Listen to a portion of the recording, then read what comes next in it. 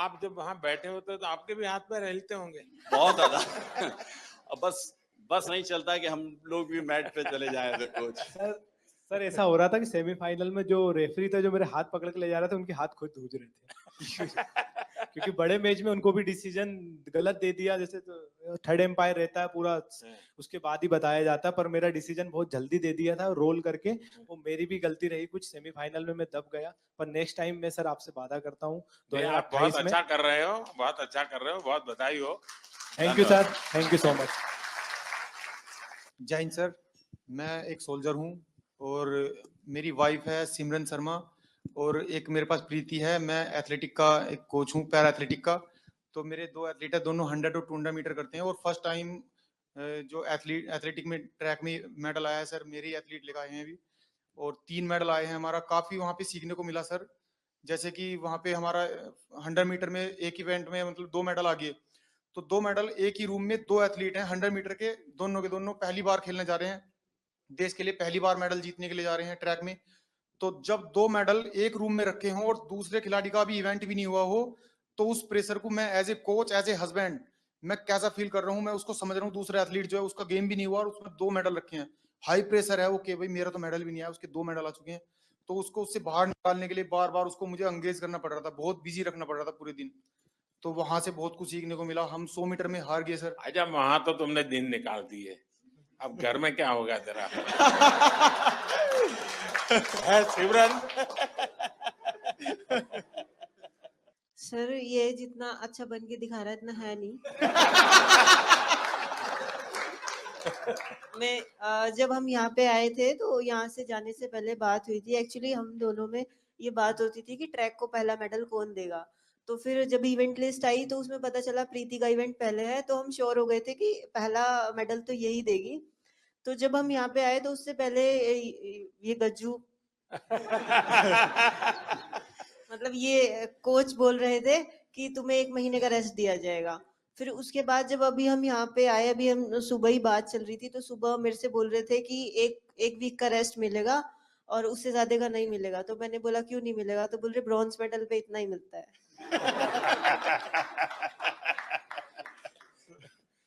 अब तुझे खाना नहीं मिलेगा।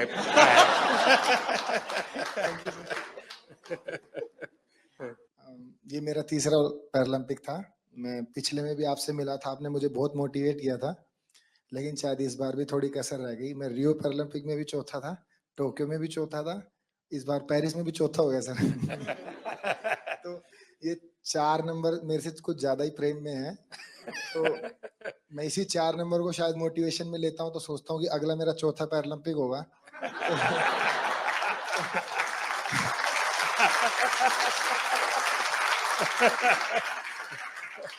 तो शायद चौथे में मैं कुछ करूं। और जैसे कि सर मैं अपने आप को फेलियर तो नहीं कहूंगा, जैसे कि मैं पैरा की हिस्ट्री में, ना कि इंडिया की में, all over the world para की हिस्ट्री में मैं अकेला ही ऐसा एथलीट हूं जो इतने बड़े इवेंट में इतनी बार ऐसे रहा है।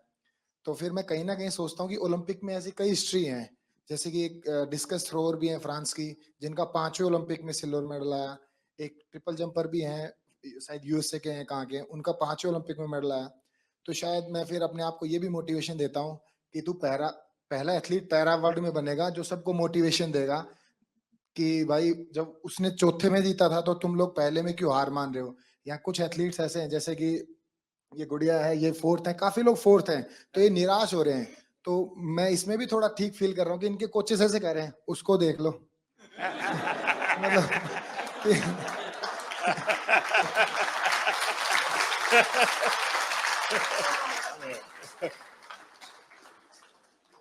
देखिए, मैं समझता हूँ कि आपका ये जो जीवन की तरफ देखने का दृष्टिकोण है ना, वो शायद आपकी सबसे बड़ी ताकत है।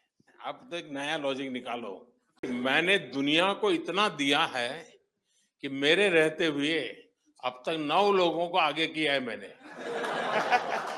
चौथे पर रह करके। सर कोई बात नहीं, मतलब अभी समय नहीं है, बट इस बार जो रहा है वो शिष्यों का समय रहा है। हम 3 एथलीट हैं ऐसे जो अपने शिष्यों को सपोर्ट कर रहे हैं। तो देवेंद्र भाई साहब हैं, इनके शिष्य का गोल्ड आया है, और एक और है सोमन राणा है, उनके शिष्य का ब्रॉन्ज आया है, और मैं नवदीप का कोच नहीं हूँ, बट मैं नवदीप का गुरु हूँ। हाँ। इसको मतलब जेवलिन स्टार्ट से लेके आज तक की जर्नी ऐसे बड़े भाई गुरु के तौर पे रहा है। तो इस बार मैंने नवदीप को दे दिया कि इस बार तू ले जा, लेकिन अगली बार सर जरूर पूरा प्रॉमिस करता हूँ मेरा रहेगा। और सर बीते 3 ओलंपिक जितने भी पैरालंपिक मैंने देखे हैं उसमें मैंने ये फील किया है कि जैसे कि सभी लोग बात करते हैं ये कंट्री इतनी बड़ी है तो एक्सपेक्टेशंस पहले लेके जाते हैं, बहुत तगड़े गेम्स होंगे, बहुत तगड़े गेम्स होंगे। लेकिन सर मुझे ऐसा बिलीव है अगर इंडिया 2036 का ओलंपिक पैरालंपिक करवाती है तो मुझे नहीं लगता धरती का उससे तगड़ा इवेंट कहीं पे हुआ होगा। तो सर हम